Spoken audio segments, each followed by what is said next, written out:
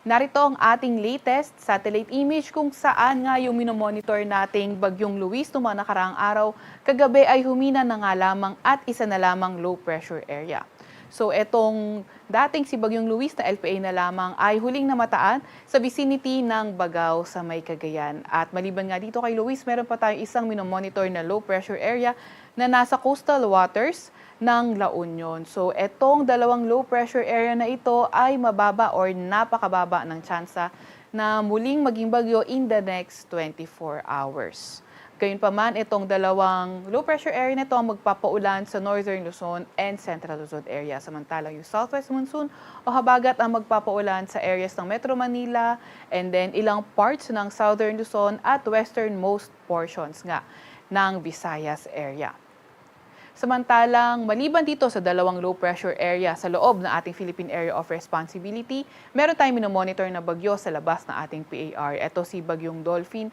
And as of 3 a.m., ito ay huling namataan sa layong 2,330 kilometers east-northeast ng Northern Luzon or extreme Northern Luzon. Etong si Bagyong Dolphin ay posible ngang kumilos or kumikilos sa direksyong westward at 25 kilometers per hour. So dahil nga pakanluran yung direksyon nitong si Dolphin ay not ruled out yung pagpasok nito sa ating Philippine Area of Responsibility. Gayunpaman, mananatili ito sa may malapit sa boundary ng northern part ng Philippine Area of Responsibility. So hindi naman natin nakikita or less likely yung landfall scenario and direct effect nitong si Bagyong Dolphin.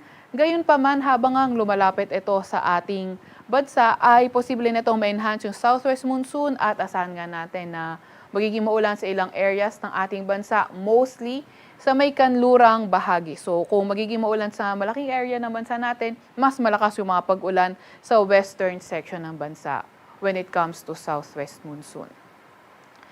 And dahil nga sa epekto netong low pressure area at southwest monsoon, mayroon tayong nilalabas sa weather advisory updated kanina alas 5 ng umaga kung saan 100 to 200 millimeters ng mga pag-ulan ang posible sa may Zambales at Bataan. Kapag 100 to 200 millimeters yung mga pag-ulan, yung mga flooding, posible sa urbanized, low-lying near rivers at landslide sa mga highly to moderate to highly susceptible areas.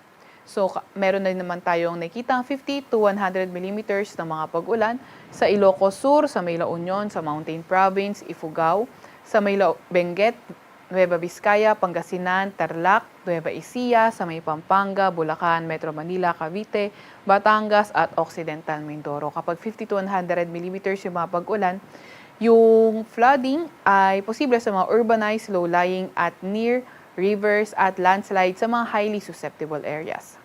By tomorrow naman, 50 to 100 millimeters na mga pag-ulan yung inaasahan natin sa Ilocos Norte, Ilocos Sur, sa may La Union, Benguet, Pangasinan, Zambales, Tarlac, Nueva Ecija, Pampanga, Bataan, dito rin sa may Batangas at Occidental Mindoro. At pagdating ng Thursday, 50 to 100 millimeters na mga pag-ulan na inaasahan sa Ilocos Sur, La Union, Benguet, Pangasinan, Zambales, Bataan, Pampanga, Occidental Mindoro at Antique.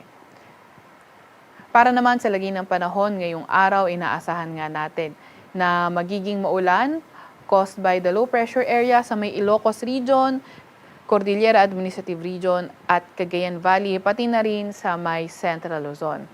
Yung southwest monsoon naman, inaasahang magpapaulan sa Metro Manila, Calabarzon, Marinduque, Oriental at Occidental Mindoro.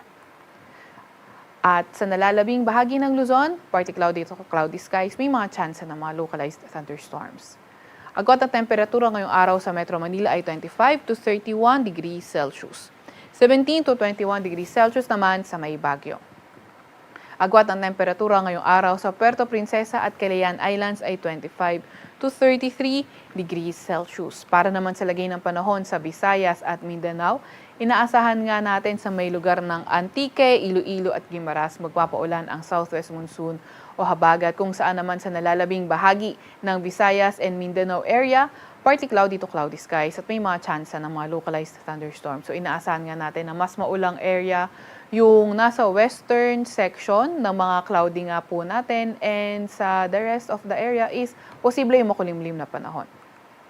Agwat ang temperatura ngayong araw sa Cebu, Tacloban at Davao ay 26 to 33 degrees Celsius.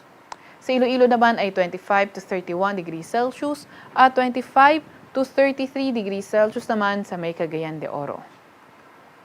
Wala naman tayong gale warning sa kahit na anong dagat baybay na ating bansa, pero ingat pa rin sa papalaot sa Northern at Central Luzon dahil posible ang katamtaman hanggang sa maalong karagatan.